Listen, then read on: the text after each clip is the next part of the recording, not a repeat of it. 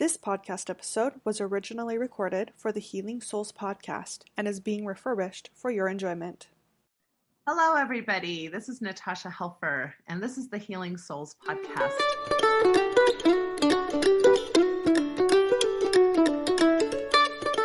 I am so excited to have really a dear friend and colleague with me tonight. I have Mandy, Lynn, Danzig, who is a social worker, a musician, an activist based here in Salt Lake City.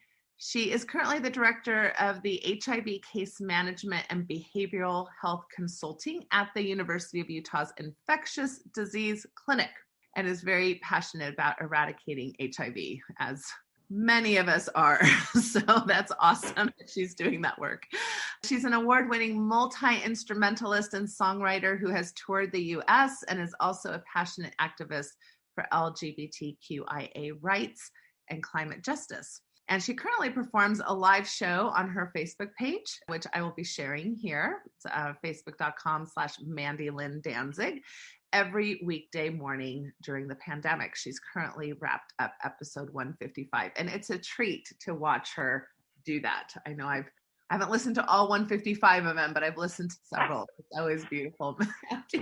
So that's so hopefully generous. No one's done all of them. Yes. So, and then the last piece is that Mandy is a transgender woman and has been recently going through a transition in her own gender identity over, I would say, the last 3 or 4 years. Is that about correct? Mm-hmm. Okay. Yeah. So we're here to talk about a lot of intersectional spaces,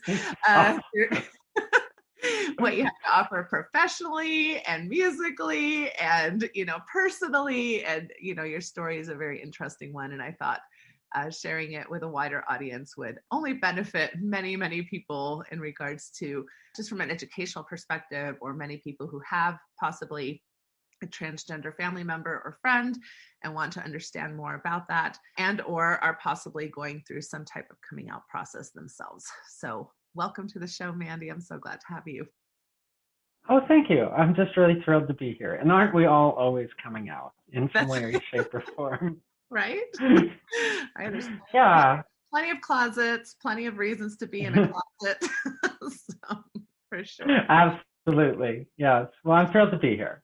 Well, I would love to start just by letting you introduce yourself a little bit more. Tell us maybe a little bit about your background and your growing up years and kind of how you got into the profession that you did, and also maybe your musical background. So just, kind of start off with telling us about yourself. Sure. Well, so I grew up here in Salt Lake City in a really pretty musical family. So my father was a member of the big choir here in town, the Mormon Tabernacle Choir, and also a folk singer. So, and also a pipe organ mechanic. So I had all this kind of wild music floating around me. And he was also, his parents were both Jewish immigrants, and so I had this really fascinating background here in Salt Lake that I think was kind of an interesting thing for me. Not the typical pioneer stock story of a lot of the Mormons here in Utah. Is that correct?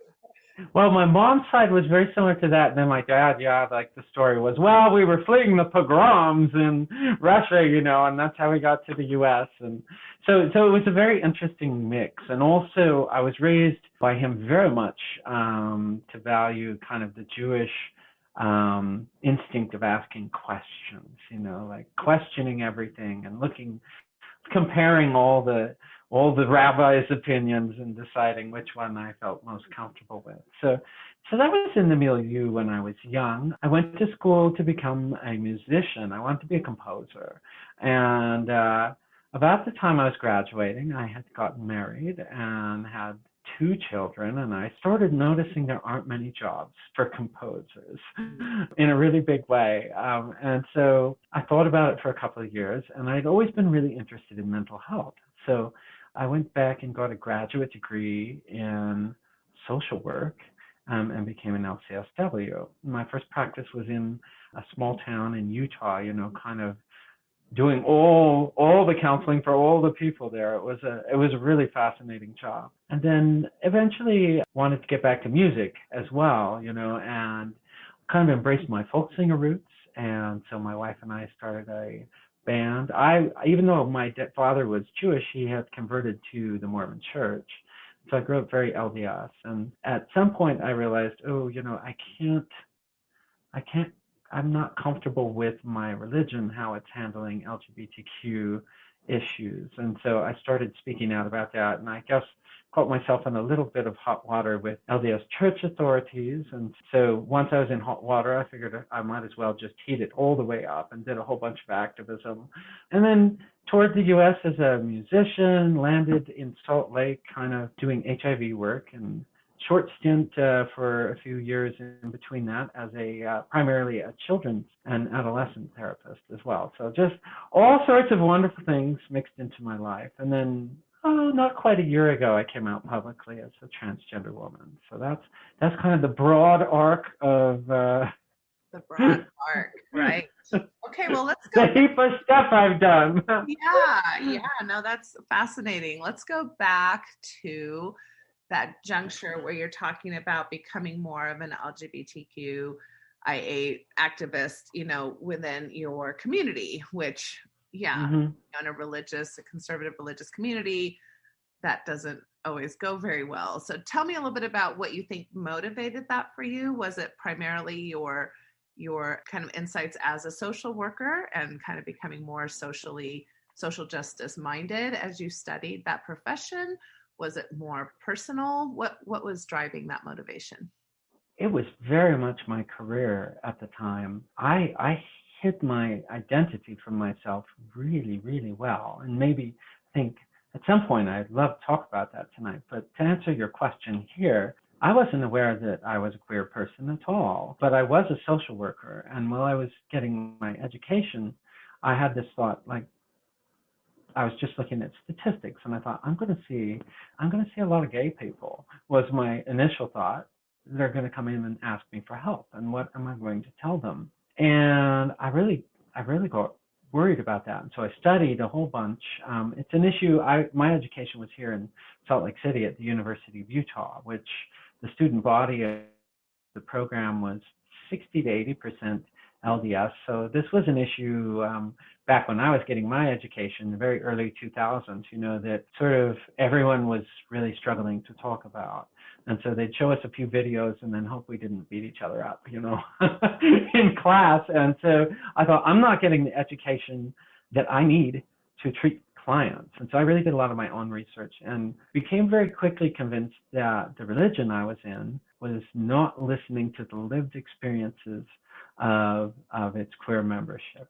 That something was very wrong is what I was seeing, that people were being hurt and abused and abandoned. And so I got really interested in changing that. And obviously sometimes I guess I'm a person who's pretty quick to change and institutions are very slow to change. But that was my impetus, was about doing good treatment for individuals, good, competent, moral and ethical social work treatment. Mm-hmm, mm-hmm. And can you talk a little bit about the pushback that you got, that you're saying, you didn't feel like the church authorities were very pleased with your advocacy work? How public were you being? How much reach did you have? Well, I was a fairly new social worker at the time. I was working down on the very edge. So I'm a musician, and I also played in the orchestra at Temple Square, like the orchestral component to the big Mormon Tabernacle Choir. And I lived just barely close enough to Salt Lake City in this rural job I was doing to commute up and do that. And one of the things that really bothered me was that there was sort of a de facto idea that you were being a musical missionary, like proclaiming the faith. And it really bothered me that the LDS Church was so politically active in oppressing LGBTQ minorities. And so I felt like I had a moral obligation to say, hey, I'm playing in this orchestra, but that's not how I see this. So those were kind of the two places I spoke from. One was from my professional credentials, and the second was just saying, and I love music, right? And I love this spirituality through music, but also I don't agree with this oppression. I felt like I should be able to walk a line there where I didn't have to be seen as supporting that. I didn't see how I could, in good conscience, have a client come into me without having made it clear that I was a safe person. So So yes, I got asked to quit playing in the orchestra immediately. I wrote a letter to the editor just saying, I really disagree with this political push of the LDS Church, because that's where I actually felt they had overstepped their bounds, right? Like, it's voluntary to be in a church, but they had asked for the church to take political action to oppress LGBTQ minorities. And so that really disturbed me, and I felt like I had to say something. And apparently that's not something that's wanted inside that organization. So I found myself kind of outside that organization fairly quickly, just in time to be a person in Salt Lake who was positioned. I don't think there were many people. It's a very scary thing to be in a town where the majority, there's a majority religion that is, more than half the people in the state belong to. And then to possibly have a view that's contrary to that. They have a lot of power. And so there weren't a lot of people who were super comfortable doing activism in Salt Lake proper at that time. And the LDS Church was just going into Proposition 8. And I had done a bunch of research and saw that, 24% of active members of the LDS Church disagreed with their church on this stand. I was like, where is that 1 in 4 people? I don't hear them talk. I don't hear their views represented in church meetings. I don't see them feeling free to speak. And so I was really passionate about empowering that 1 in 4 people who, understood the issue, who had a queer person in their family, who cared passionately about this and did not want to see this type of painful destruction wrought. I was really passionate about empowering that voice to be heard. And I think it was useful because there really weren't very many people who felt comfortable openly advocating for that in Salt Lake. A lot of the people we collaborated with were in California or Boston, areas with a more liberal mindset. So I lost track of what you asked me. No, I love it. I do that all the time too, Mandy. No, I think that it's exactly right. Like, what was the advocacy like? And when you talk about people, where is that 1 in 4 voices?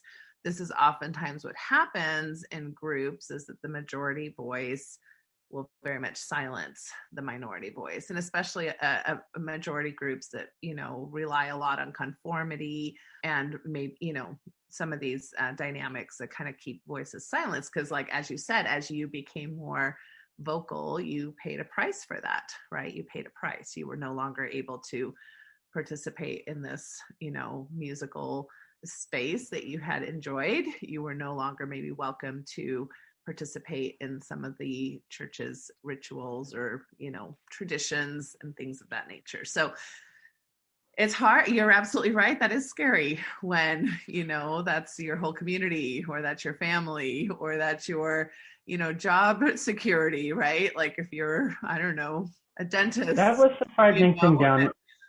Or a therapist. That was the very frightening thing down in Levan, where I lived. The stake president that I talked to sort of hinted that he might tell. He was the stake president over half the people in the area I served, and he sort of hinted that he might need to tell them I was a dangerous counselor. And so how is that going to work for me to hold a position where, 70% of the people are being told they shouldn't come see me? I'm also the only person there. So it's super difficult scenario where, like, well, I'm the only person to do this job. Well, one of two, and then how will I be able to do it if people are being told I'm dangerous? It just was a really difficult situation. It's one of the reasons I moved back to Salt Lake, was really just wrestling with all of that. And then once I had already paid the price, I thought, well, here I am, nicely positioned to understand the issue. I have lots of friends, and I can maybe make a little bit of a difference. Yeah. Well, and that, we won't talk about this much tonight, but in essence, what you're bringing up is the ethics, that people who are in mental health professions, we have ethical codes, to treat all kinds of mental health and, psychological conditions, from best standards of care with, evidence-based treatments. Transgender issues are definitely part of that treatment. There are best standards of care that the health department has put out, that several associations have put out, that have taken a ton of research and best thinking to have those things come forward.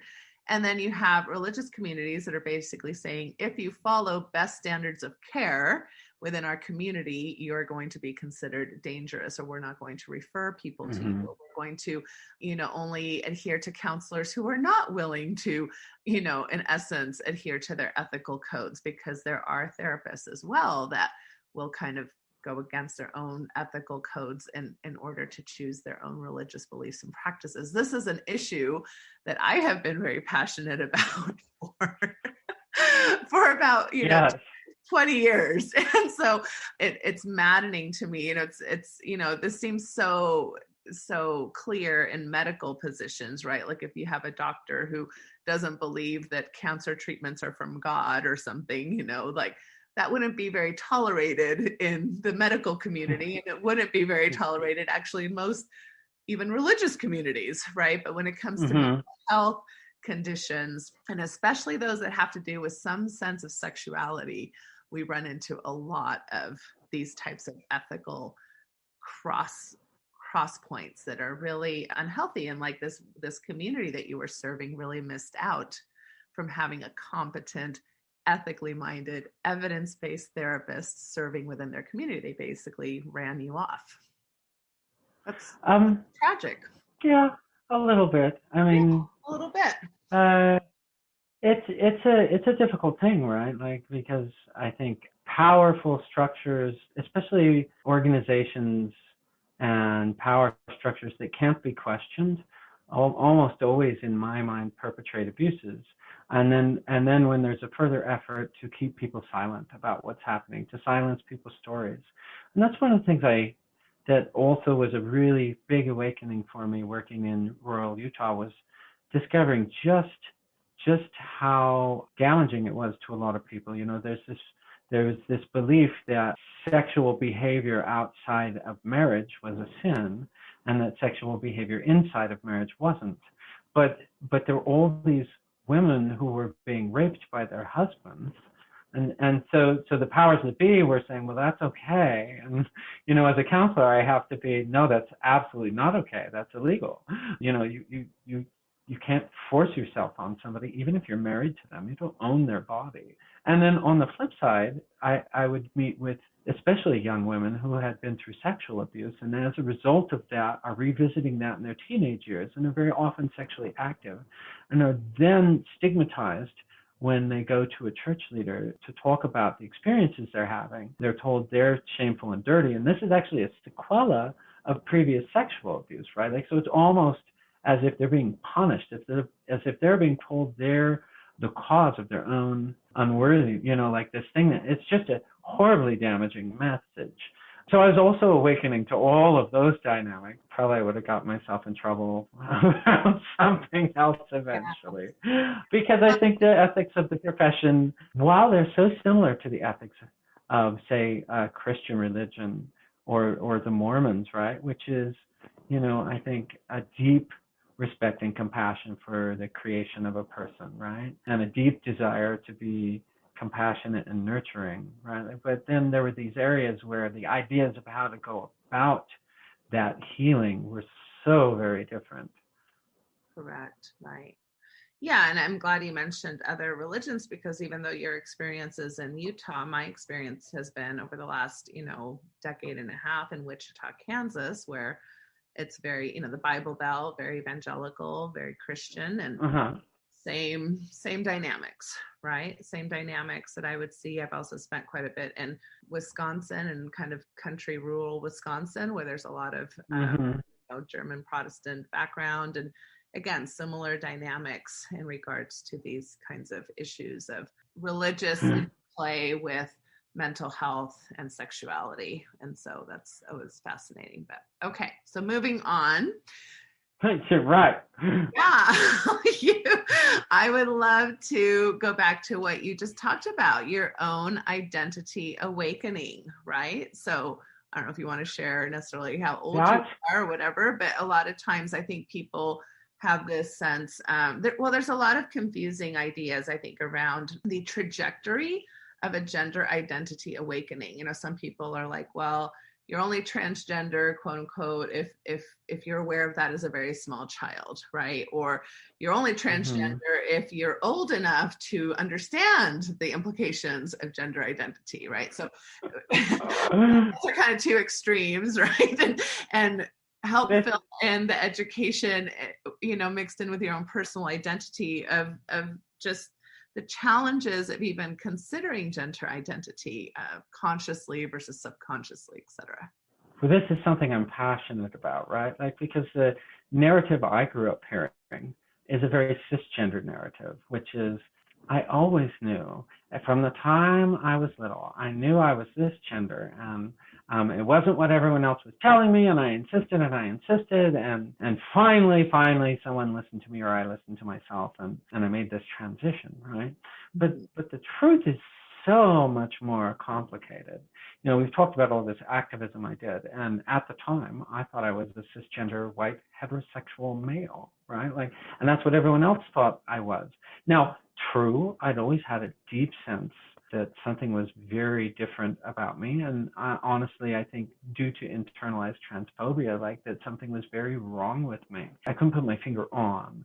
And I think for me, a key concept here is that gender is a subconscious thing. We all have a subconscious gender, and we very rarely need to confront that, right? A cisgender person very rarely bumps into something that says, hey, something feels weird about this gender thing that you bumped into. Looking back, I see all gender things felt weird to me, right? Like, all the gender things felt weird to me, but you can't think about what you have no words to talk about and you have no images to show you about, right? Like, so I grew up in a culture, a very sheltered culture, where I never saw, as a child, I never saw images of anything but cisgender heterosexuality. The closest I saw to a transgender woman was Klinger on MASH. Well, I knew it wasn't Klinger on MASH. Good heavens, Klinger was a guy, right? Like, I wasn't a guy. I wasn't a guy who wanted to wear women's clothing. In fact, I very much repressed that urge, didn't I? I was very much aware that I had, at the time, how I was thinking, that I was a guy with a lot of feminine qualities. That if I did a sand tray on myself, that the main character was always a woman, right? That the people I identified with in movies were the heroines, right? Like, this was something I sort of noticed and was a little mystified by. Even in graduate school, the education about transgender identities really was not particularly good, right? The story I got was they always know from the time they're little. What I found out entering the transgender community as an out transgender person is there are a lot of people who don't know until they're older. The best book on the subject right now, the best treatment guide, is called Transgender Emergence. Because your gender identity, if it doesn't match the cisgender norms, has to emerge from your subconscious. It's okay if I launch into a little lecture about how gender identity is formed? I would love it. Okay. Because I think this is such an interesting subject. So as near as we can tell, here's one of the funny things for me. It's like, we talk about our sex organs and we always leave the brain out. But, I'm pretty sure the brain is a sex organ, right? Where does all that excitement come from, right? Like, it has to go through the brain. And so the brain is gendered in general. Now we're beginning to understand that there's a whole spectrum of how the brain is gendered.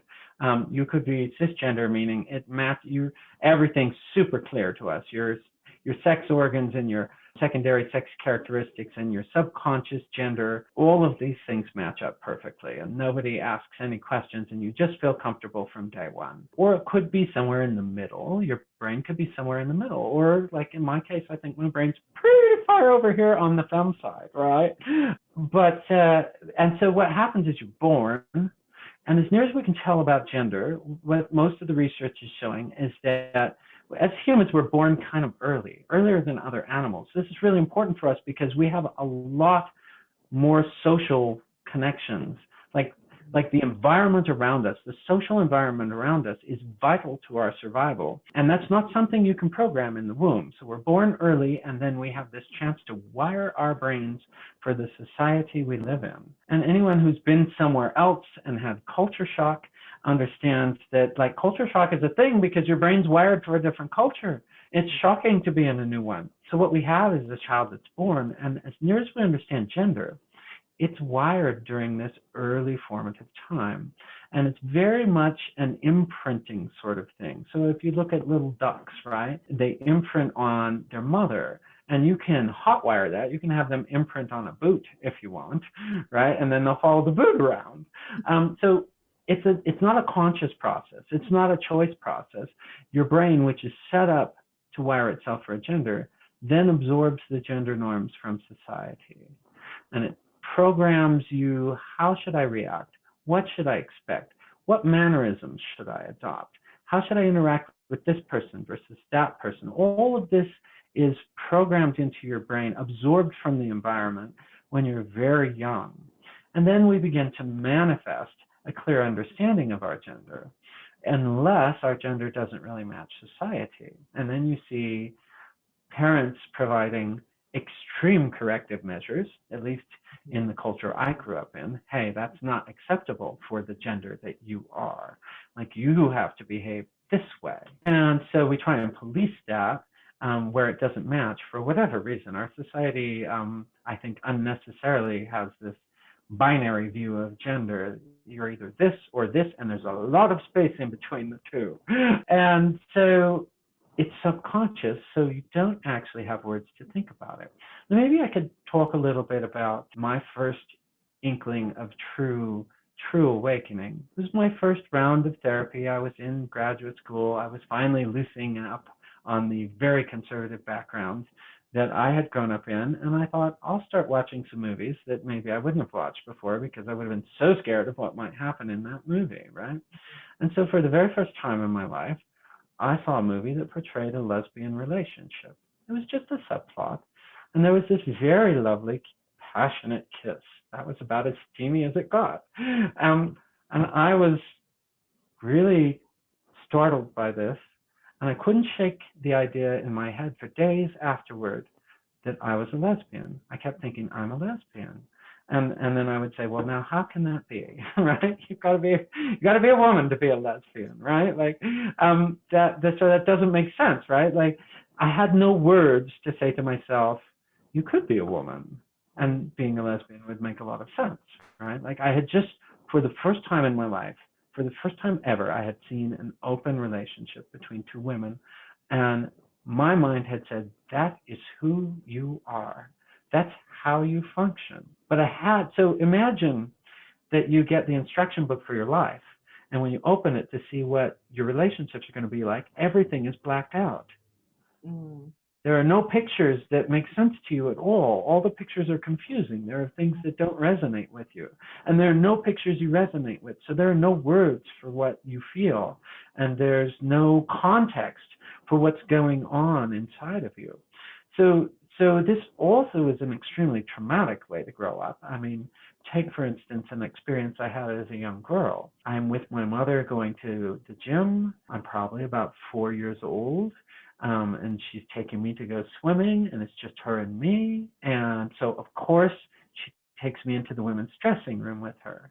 And that seemed natural and easy, and it had happened dozens, maybe 100 times. You know, we loved swimming. And all of a sudden, one day, a woman walked up and pointed at me and said, he is too old to be in here. You should not bring him with you, and started yelling at my mother about how I had to be out of there. And it was terrifying to me. I didn't understand why that was so terrifying to me until I finally reconciled that, well, I'm a woman, and here I am in a woman's changing room being told that I have to go to the other place, the place with all the people who aren't like me, right? Like, this is a terrifying thing. Or in junior high, when I'm in PE, oh my, yikes. And they send me into a locker room, junior high, they send this 12, 13-year-old girl into a locker room with a bunch of boys and insist that she get naked and go shower with them. Like, there was nothing more. I mean, this is hugely traumatic to me, and I couldn't understand why it was so traumatic. It was deeply embarrassing that I was so frightened of these experiences, but I had no words to talk about what I was feeling or what I was thinking. If I could have said to myself, well, I'm a girl, and that's why I'm scared of this, I would have at least had a way to think about it. But I was just blindly and utterly terrified. So there wasn't a way to ask for help either, because none of it made any sense. So I think it was a huge failing of my graduate education that the only story I got about transgender individuals was that they knew since they were little kids, and I hadn't known since I was a little kid. And so I think most transgender individuals don't really know when they are little kids. A lucky few do, but so many of us are mystified about our lives, super confused. And also, at a very young age, we get kind of harshly beat into hiding that part of ourselves. I learned never to think about it. And this has taken me a long time to undo. A kind of surprising thing for me is, as I've been in therapy, is to realize that I have these moments where my mind just goes blank, right? Like, I taught myself to erase what I was thinking about, so that I wouldn't have to know things that were hard to deal with. So it's hard to know something that you have no words for, and it's also very difficult to think about something that you're trained from the time you were an infant to never think about. You're trained out of that as quickly as possible. So finally, I did all my work around homosexuality. I said to myself, is there any possibility I'm gay? Lots of people are gay. Lots of people are bi. I should really question this. Am I just homophobic? Have I actually considered the prospect of a romantic relationship with another person of my same gender? And the answer was no. So I said, well, I should think about that, because how can I know if I haven't really thought about it? And then ironically, somehow, it never occurred to me to ever think about, have I thought about my gender? That's also a thing. Have I ever asked myself these questions? And indeed, no, I was deeply defended against asking them. Really, when I finally came truly and fully out to myself was when my oldest child came out to my wife and I as non-binary. And this was a term I hadn't heard before, because it's a fairly recent term that's been popping up, non-binary identity, somewhere in the middle of the spectrum. I wish there were better terms than I'm not on either end. That's pretty much all non-binary means, right? Like, I don't think it's very descriptive, It's like, I'm not the North Pole, I'm not the South Pole, right? Like, well, that's the rest of the earth.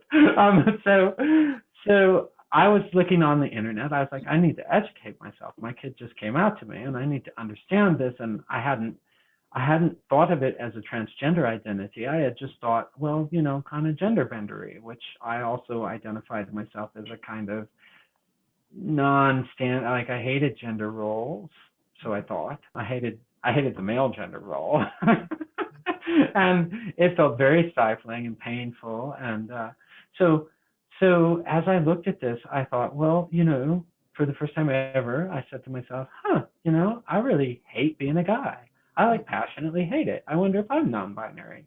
Like, I should maybe look at that. And I thought, well, I'll look at some pictures of non-binary people and see how that resonates with me. And it just didn't really resonate with me. And somehow in my searching, I ran across a whole page of transgender women before and after pictures. And it was a really startling thing for me, because in a flash, I was like, oh, I'm not non-binary. That's what I am. It was as clear as when I saw my first lesbian kiss.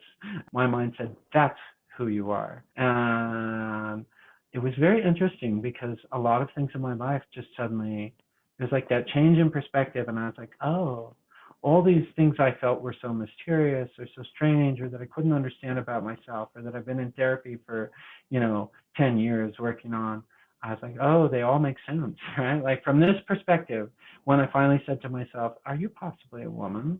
Everything made sense. And that was, at age 46. So So that's a long way through my life. It's not so common that a person is as defended against it as I am, that a person is that repressed. But it's also not so common that a person's clear from the time they're a little kid. Right. Anyway, Wow. that was a long No, story. that's so much wonderful things to consider. I mean, I'm thinking about, where you started, where we are born earlier than other animals, so that these social connections are part of our wiring. And I think about, from a very, I was just in I don't know, a sex therapy webinar or something, and they were showing like the same baby, but dressed in boy clothes and dressed in girl clothes, right? These that we have. And they would show the pictures to the same people. So they didn't recognize that it was the same baby. They just said, describe this picture and describe this picture. And it was so interesting to see the amazingly different descriptions that they would offer this child, just in their verbiage and their gendered language, about that would project, so much onto this child. So like you're saying, so much of this is happening at such an early age. And then the punishment that you mentioned, right? And I do believe that male-bodied boys get more punishment than female-bodied, children. Because for whatever reason, I guess maybe homophobic reasons, or, culturally internalized homophobic and transphobic messages make it very difficult, I think, for male-bodied individuals to flirt with, feminine ideas. Whereas a female-bodied child, can be a tomboy or can play basketball or softball and still, for some reason, fit in better than the reverse. Like if a male-bodied child wants to become a ballerina or, or like a dancer or something along those lines. Would you agree with that, or am I? Well, we have a society that stigmatizes, oppresses, and harasses feminine strength. And so I do think that's very true, right? Like everyone understands why a female-bodied person might want to move in a male-bodied direction. I think there's just this presumption of masculinity is better, right? And so it does, I think, the harshest kind of a program is reserved for males who abdicate maleness, right? Like that's always for a power structure based around masculine authority, for patriarchy. That's a frightening thing to see, that somebody might embrace a different type of strength than what they say is the strength that what creates strength, right? So I think that's very true. I mean, it's interesting. We look at all the professions that cater to the feminine sort of strength tend to be paid less. We have a whole society that's skewed away from that. So everyone can understand why someone might want to climb the ladder, and no one can understand why someone might want to descend that ladder. I mean, because we're thinking of it in hierarchical terms, which is so unfortunate, right? Like, what's going to save the world? The world needs a little more feminine strength here, right? Like, we need to be honoring the perspective of nurturing and protecting, and the types of strength that I think is seen as feminine. Men are seen so often, and these are broad paintbrushes. So, if I paint right over somebody's favorite thing, I apologize. But we've got this society that loves exploration, loves taking things by force, and loves robbing the future to bring back goods to the present. So we have that kind of thing running the show. And I think it's very frightening when someone says, well, hold on a minute, I think maybe I'd like to put my weight over here. It's confusing. It disturbs everyone's.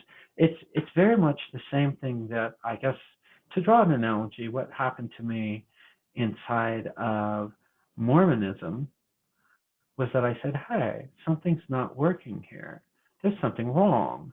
I want to talk about it because something's out of balance. It's not functioning. It's not sustainable. It's hurting people. And then, of course, that's frightening to a power structure that doesn't want to see that. And I think we have, in a broader sense, we have this sort of patriarchy and capitalist mindset, which capitalism is based on forever growth, right? It's not, and so we have to take from somewhere. We have to get stuff from someone else to have capitalism, right? Whether it's from someone else or from the future, we have to bring it into the present. And so I think that's very true what you said. Sorry, I wandered into a very philosophical realm with that. No, that's fine. I think that it's understanding these kinds of, because philosophical realms are what we're swimming in, right? And so we have to kind of be somewhat aware of the philosophical realms that we're in. And it's hard to do that when you're in water and you're a fish and it works out for you versus, maybe a different being that isn't able to function underwater and is saying this isn't working, so, which I think is the case for many of our minorities, including, of course, transgender individuals. Well, and I look at that, you've brought this up, if we could look at that as the canary in the coal mine, right? The individuals that are vulnerable to dangerous conditions are the first indicator that something is wrong with our society and we should pay attention. That's the person who doesn't fit in particularly well, that person's strength is that they can tell us there's something wrong with our society before those for whom it's functioning grand can. One of the reasons to value diversity is that we'll get information to save ourselves before it's too late. And I think queer individuals are one of those indicators, right? Like, hey, and also then they are the voices that start to talk about, we might want to change this, right? Like, I don't want to run out of breath here in this mine that has toxic air. And I'm the first person to notice it, and I'm going to sound the alarm, and I'm going to advocate for myself. So also, I would just say to all individuals who find themselves in that position, like, if you have the strength, your obligation is to advocate for yourself. Because when you advocate for yourself, you are advocating for everyone.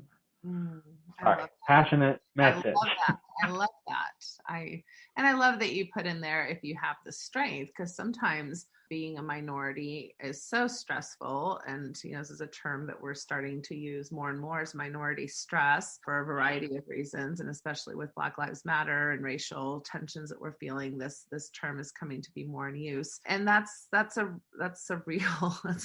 very researched thing, that if you are a minority, if you're the canary and you're not being attended to, you're not being listened to, that this environment is toxic, then you don't have as much recourse, right? Your body is more stressed out. You're more likely to fall ill or be more vulnerable to physical ailments, mental health ailments, all relational ailments. And so this is no laughing matter, right? This shows up in people's lives in very real day-to-day experiences. So I'm glad that you mentioned, self-care first, and then if advocacy can be part of self-care, that's amazing. That's great.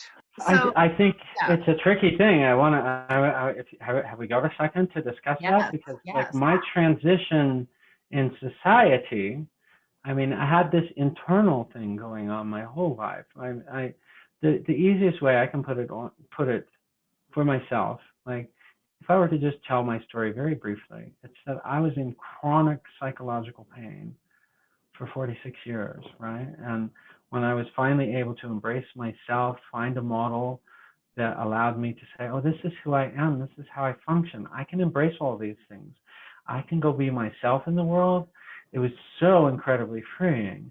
I'm released from a lot of that internal psychological pain, but also a huge surprise for me is that the pain of being a minority, right? Like, there is a pain associated with that. There's a stress associated with that. I'm articulate. I'm educated. As a trans woman, I'm so incredibly lucky, right? Like, I have a good job. I have all these things that so many of my sisters don't have because we're a very endangered minority. I'm super lucky. And I feel a real responsibility to be advocating. I get out into society and a little microaggression happens or someone accidentally dead names me, and it's time for me to stand up for myself, and I'm just exhausted, right? This happens all day long. Like all day long, I could spend the entire day, every day, educating everyone about transgender issues, but that's just exhausting. People ask kind of dumb questions all the time, or they want to know this, or they don't understand that. And yes, I want people to know. And also, I'm exhausted. And, oh, thank you so much for telling me that you misgendered me until you actually came and talked to me in person. I didn't really want to know that person misgendered me. That's very painful to me to hear that person couldn't just take my word for it, that, hey, I'm a woman. They had to come see me and decide, do I really want to know that's how people function?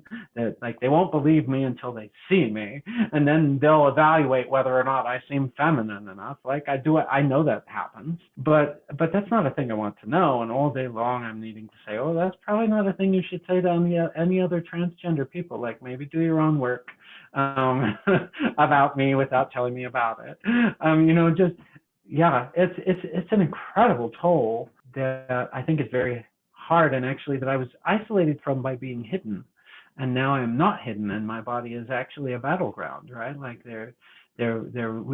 heavens the Supreme Court, in a surprising majority, ruled that no, it's not okay to discriminate against transgender individuals or any type of LGBTQ individuals at work based on that identity or orientation. Yay! But there was a big fight, and the president was arguing that yes, indeed, we should be able to fire Mandy just for being who she is. It's a different thing, I would just say, and I have a tremendous amount of respect for the individuals in the Black Lives Matter movement, because their bodies are the battleground, right? That's a thing I didn't really understand fully until I experienced it. So. Mm-hmm. Well, and you bring up the reality that transgender women are one of the segments of society that are most in danger from violent crime. And if you add another intersection to that, Black transgender women are the highest statistically in danger of violent crime. So that's very sobering. And why a lot of, oftentimes, people say, well, let politics and, leave politics out of it. You can't leave politics out of people's lives. And this is why, I take a lot of passionate, positions about how we vote, and that it's social justice should be, I think, a big part of how people consider their vote, not just economics or, whatever reasons people tend to go down party lines, but to really consider social justice as part of how your vote is informed, right? So, all right. So given all of that, and before we pivot maybe to HIV talk, because I'd love to get some of your education on that. Oh, absolutely. What have I asked you about your particular personal story, or maybe some thoughts that maybe you want to give to people in your position, as far as resources or ideas or thoughts about how these, how it can get better and how, I don't know, just kind of best care practices in regards to if somebody's in your position, that you were in several years ago. The It Gets Better movement, that whole idea, that's incredibly important. It does get better. And the only other thing I think I would say is community. Community is so important. I couldn't have made it through this journey without a beautiful, empowered community of transgender individuals who there was no one else who could validate my story, right? There was no model for me to see. There's no movie I can go see about someone like myself. I needed to go meet people who said, oh yeah, me too. That me too, that statement of me too in a community, to say we have a shared experience. You are not alone. You're valid. This is a thing that happens to us. This is how we experience our lives. That community is so vital. So I guess my advice to anyone would be, Like if you find yourself struggling, it is worth it to find community. It's worth any kind of sacrifice you have to make to get in touch with your community. Like there won't be someone else, for many of us, there won't be someone else to understand. You might not even understand until you get with your community. And that's where all of a sudden we can build together a vocabulary for talking about what's happening. It's so hard to, I mean, it's very much like trauma. You know, the journey out of trauma is this thing happened to me and I don't know how to talk about it, right? And eventually, from a therapeutic perspective, eventually we get the trauma out of the body and out of a space where it's experiential and into a place where we actually have a narrative about it. Here is what happened. I can think about it now. I can look at it and I can work with it cognitively now. And that's so important in a journey around orientation or identity. You know, I thought I was straight as could be, and it turns out I'm queer in every way, you know, right? Like I thought I wasn't gay, but I'm actually all the way gay, right? So, you know, it's so funny. I guess I would just say community is so important. Yeah. Yeah. And that reminds me of a point that I was going to make earlier when you talked about, you know, opening up the book and there's no pictures, and how many of us who are cisgender and heterosexual see modeling all the time, all over the place, right? Like we're swimming in heteronormative, you know, society. And so we kind of see people kiss in movies, like you said, you know, or we get to see people have relational conflict, or we get to see our own family members interact. And when you have a blank slate, and why, like to your point, diversity is so important, if you don't have role models that you can identify with, it's almost impossible. Like I say, there's not even a language, there's no words, you don't know how to describe it. That was so incredibly poignant how you pointed those types of concepts out. And without the language, right, like without the structure that you can place all of your experiences in, without some kind of structure to place your experiences in, how is a person to understand it? My own personal experience, right, like it took me a long time to realize that admiration and like, what's the word I'm looking for? Am I in love with that person, or do I want to be like that person, right? That these are different emotions, right? Because I'm a lesbian, transgender woman. Some women I wanted to be like. That was admiration. And some women I wanted to be with. And that was I want a romantic relationship with that person. I don't necessarily want to be like them. I want to be with them. And I couldn't tell that those things were different, because you know what I never felt? I didn't feel the same kind of I want to be like that person when I looked at a male, right? Like because it wasn't the gender that I was. And so all of that, like that being drawn towards someone, I just assumed, you know, the vocabulary I have is, well, that's love, right? And all of a sudden, you know, I finally get this new structure, and I'm like, oh, this is actually a whole bunch of things. There's a whole bunch of different colors and shades that I can paint with now that were all there in the box. I just didn't, you know, they were just all one big crayon. You know? And so, anyway, sorry, you were transitioning. No, you're fine. And Actually, I'm the one who transitioned. My transitions don't come at quite the cost. So, but I would love to invite you at this point, if you're comfortable, to share some music with us. I think. Oh, let me indeed. Let me play you my coming out song. I would love it. My guitar, Emily. I'm gonna adjust the screen a little bit, okay. And scoot back just a hair so that maybe you can kind of see the whole thing. I can see you. You look fabulous.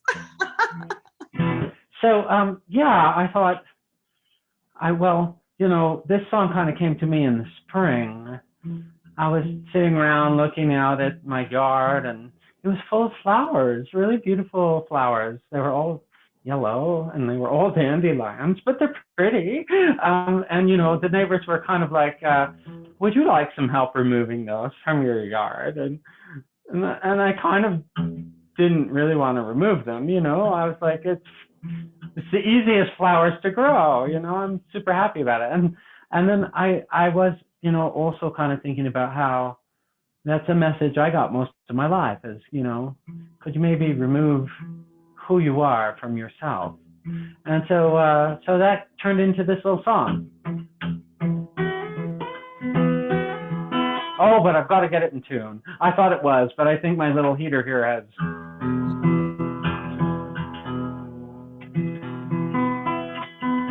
You're the most fascinating person to watch tune your instruments, by the way. Well, as a musician, and maybe it's just my quirkiness, I just never can play a guitar in the tuning that it was told to be in, right? Like I'm always like, what tuning do you want to be on, So, and then I'm like, oh, what tuning does this song want to be in? It wants a different sort of tuning. So I use a lot of altered tunings.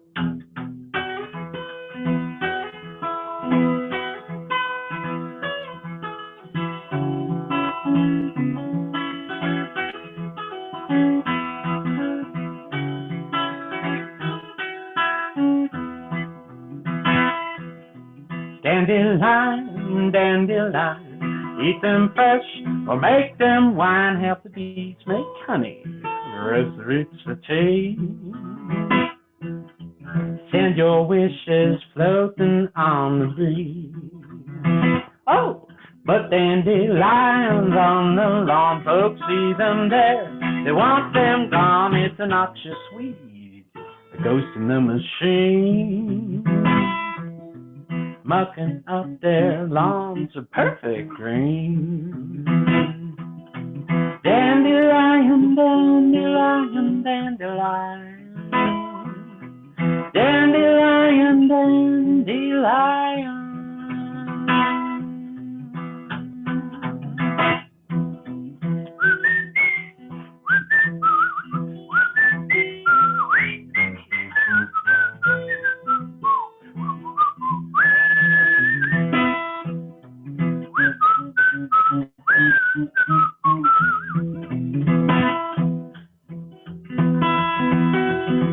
Well, I guess I'm like a dandelion.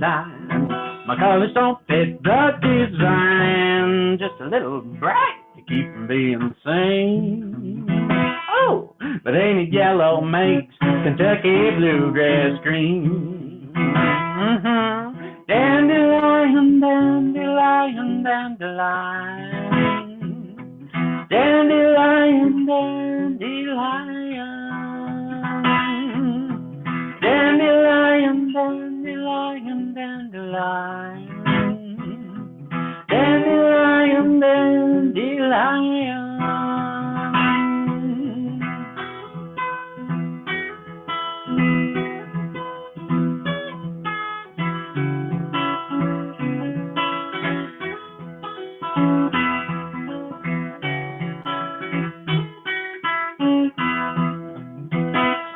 Well, maybe all of us are dandelions, little kisses of sunshine, if you let us grow just the way we please. Oh, we'll crown your head with gold for all to see. Bring all your wishes, come and set them free. Yeah, I said bring all your wishes, come and set them free. Dandelion, dandelion, dandelion. Dandelion, dandelion.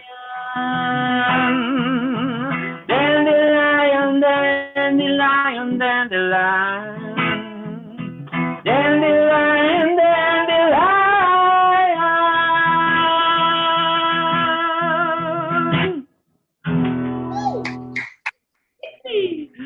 Oh, that was fun.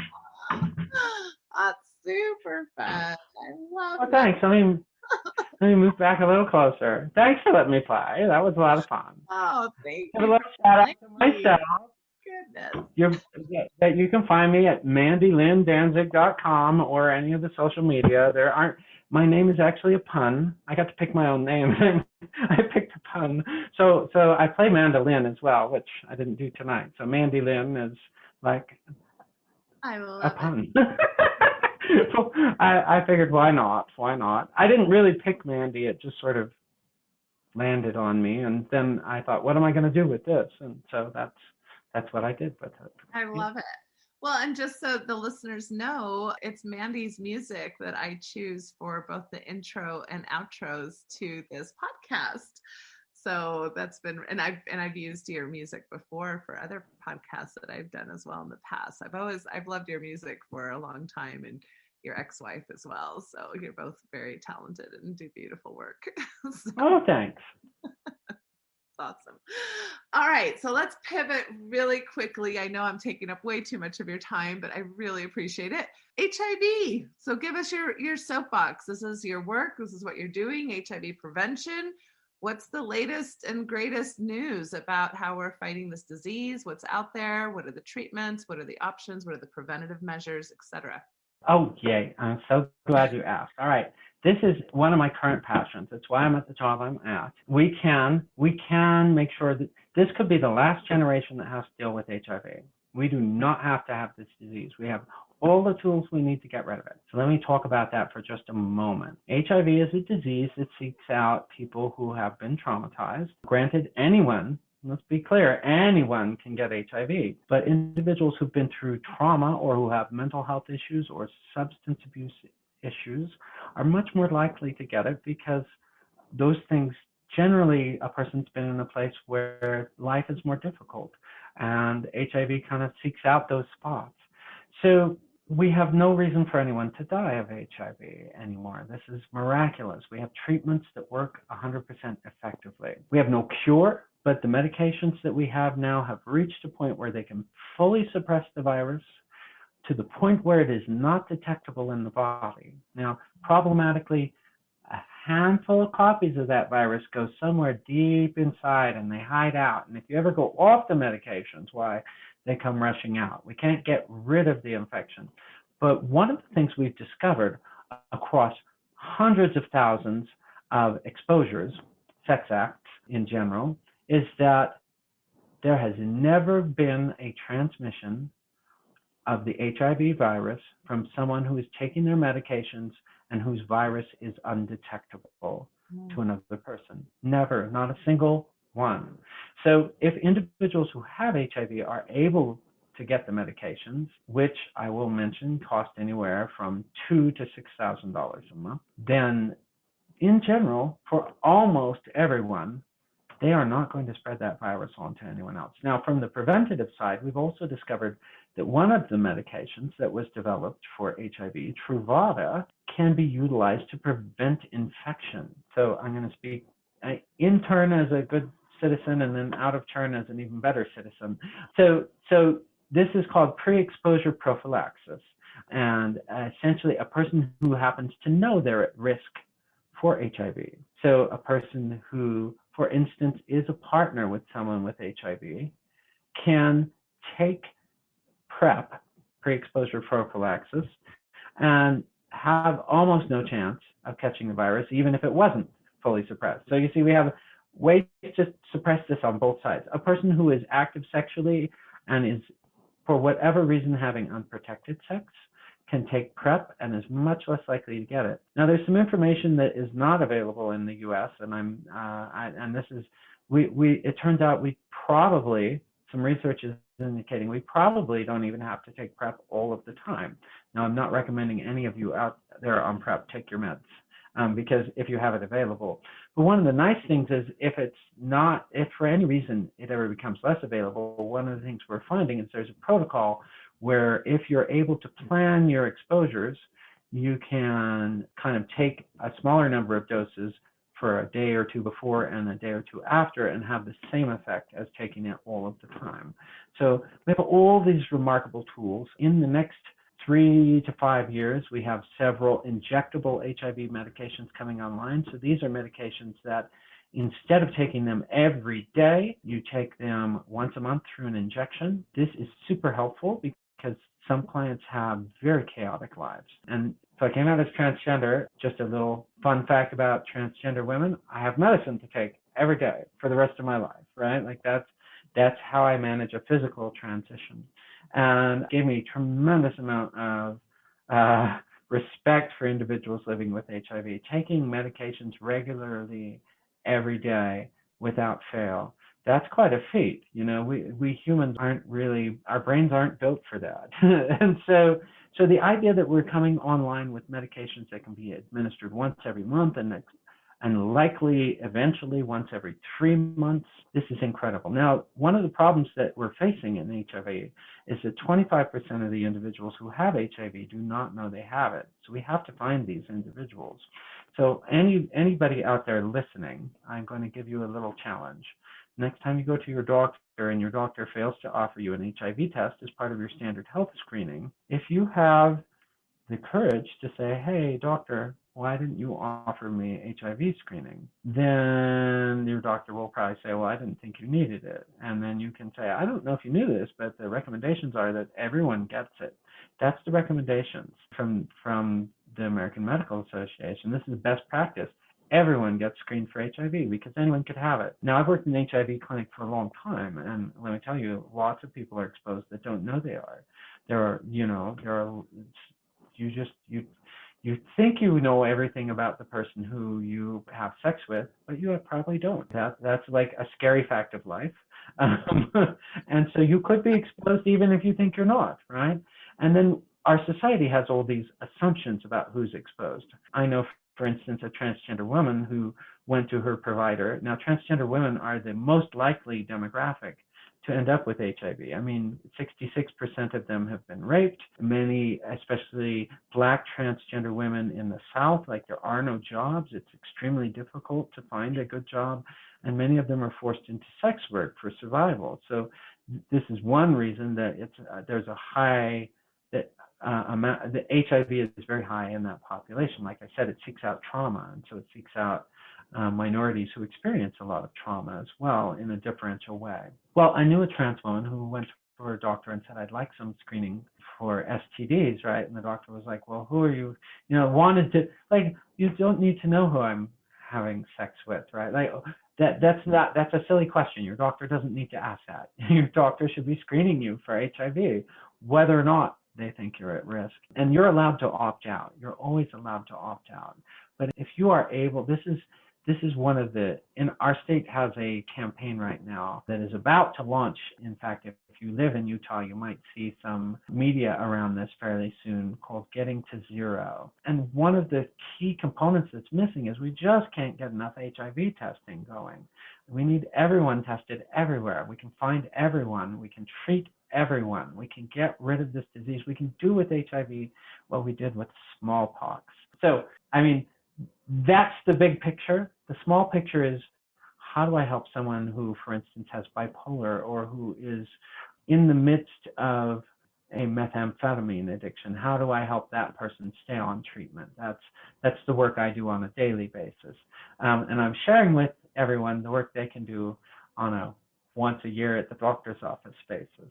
So, right. Well, I'm happy to answer questions. What questions do you have? Well, the first question I have is, it seems pretty cost prohibitive for those who already have HIV to be paying $2,000 to $6,000 a month, for these medications that you started out talking about. So is that something that most health insurance covers, or how are people getting that covered? So I have bad news and good news. The good news, yay, the excellent news is that in the state of Utah and in most other states in the U.S., I can't speak authoritatively about that, but heavens, we're in Utah, so we can do it here probably. In very conservative Utah, probably most people are managing it. If somebody wants medications and they're motivated, they can get them. There's a federal legislation called the Ryan White Treatment and Care Act, named after Ryan White, a teenager who contracted HIV through hemophilia and was a huge champion for the rights of people living with HIV.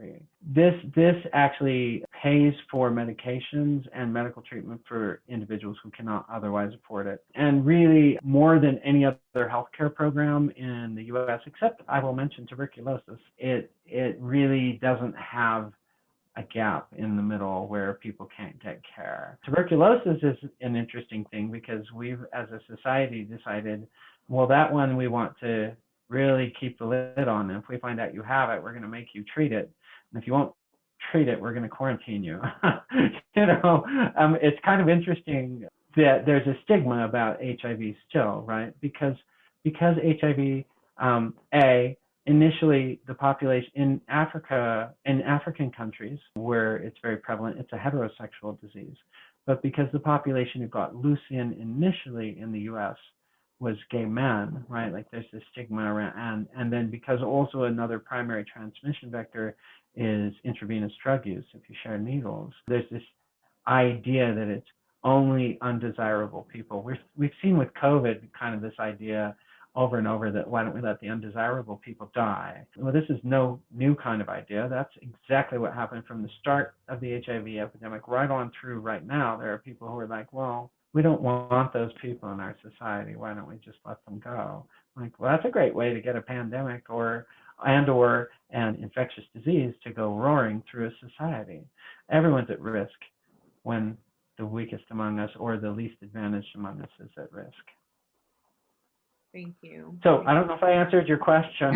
Yeah, you did. And I appreciate bringing in kind of different contexts for people to kind of understand what we're talking about. Okay, so I would love to have you sign off with a song.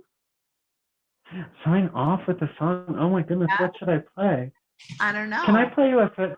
Can I play you a fiddle tune? I would love a fiddle tune. Well, okay. Have you got time for me to introduce it? Just a little teeny introduction? I have all the time in the world. I'm worried about your time. You have all the time in the world. Oh, I'm fine. You know, we're here. It's nighttime. We're in the dark of winter. I'd like to just play you a little fiddle tune. And maybe I could tell you, I was in therapy for like the third time because something just felt really wrong for me. And I look back and I see it was really, I'm transgender, and I was really looking for someone to help me find a way to talk about that. And my therapist said to me, hey, Mandy, I'm noticing you're deeply disconnected from your body. And I'm wondering if you might try feeling some emotions in your body and connecting your emotions with your mind. And in my mind, I was like, well, that's a thing I tell people to do all the time in therapy. And out of my mouth came the words, no way. And I thought, well, okay, that's not intellectually honest at all now, is it, Mandy? But we make the worst clients, right? Isn't it like doctors make the worst patients and therapists make the worst clients? So I was hugely resistant to this, and she said, well, here, why don't you read this book? She had recommended the book Radical Acceptance by Tara Brach, and she pointed me to a couple of chapters in there and said, maybe just pick an exercise out of here that you like. And I listened to it on the way to teach at Moab Folk Camp. I listened to several hours of the book, and there was one exercise called taking refuge in the Dharma of nature. And the one place I had always felt peaceful and at home in my body was when I was in the Utah desert.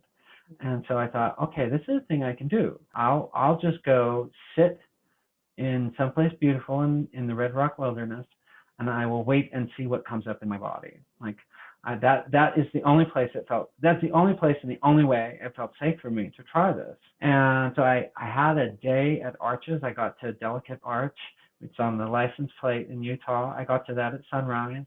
I think I sat there for 2.5 hours just watching the light change, and watching what was happening in my body. And then I went up to the top of the park and I hiked the primitive loop. And then when I got somewhere beautiful, I would just stop and I would wait and see what came up in my body. And I started mentally hearing this melody, and I was, just was kind of in my awareness that this was happening. And towards the end of the day, I went for a hike up to Broken Arch, and the trail goes right up under the arch. And as you get above the arch, you can see through the arch to all the beautiful red rock one direction, and then off in the other direction is the beautiful snow-capped mountains off in the distance.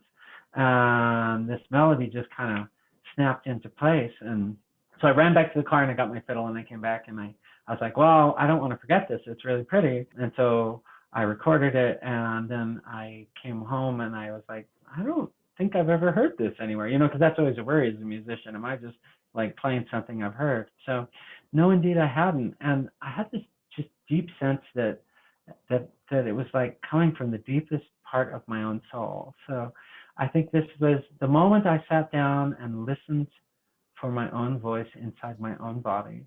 This is the tune that came out. So I named it Mandy's Waltz. Let me grab a fiddle for you. Thank you, Mandy. What a beautiful introduction. So meaningful. Goodness. Oh, maybe can I stand all the way back here? That might. I'll come sit a little closer. Whatever you'd like to do.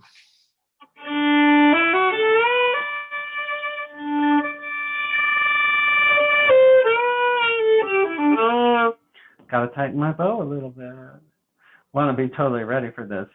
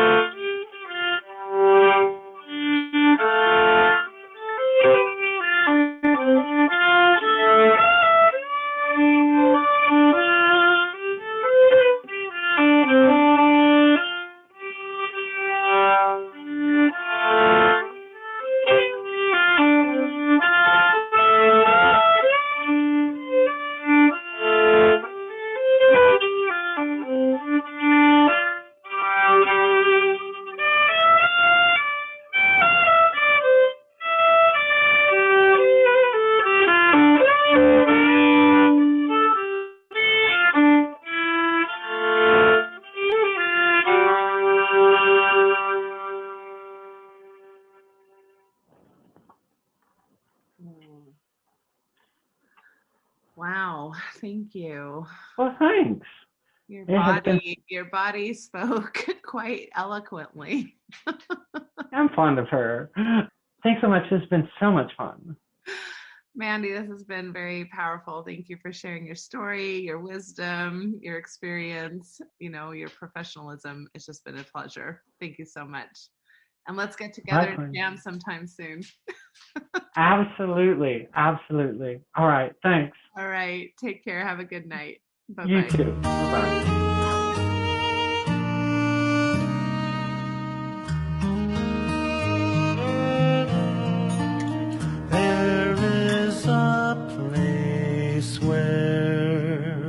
Time slows to nature's pace, and there is space there to find yourself in her embrace. Some places should be left alone. Now tishkish say the now, so we can always go to the homeland of the heart.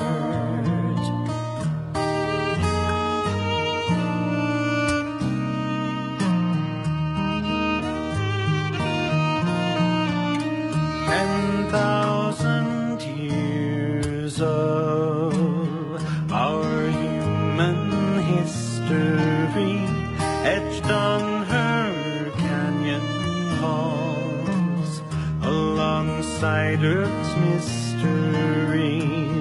Some places should be left alone. Náhodis geschehen alone. So we can always go to the homeland of the heart, to the homeland of the heart.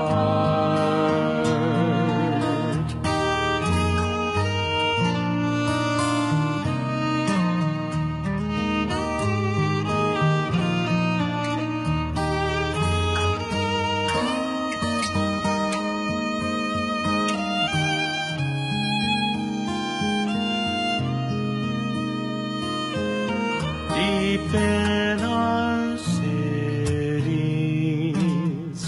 we sleep without her stars, yet still her presence sustains us from afar. Some places should be left alone. Náhodis geschehen alone. So we can always go to the homeland of the heart, to the homeland of the heart, to the homeland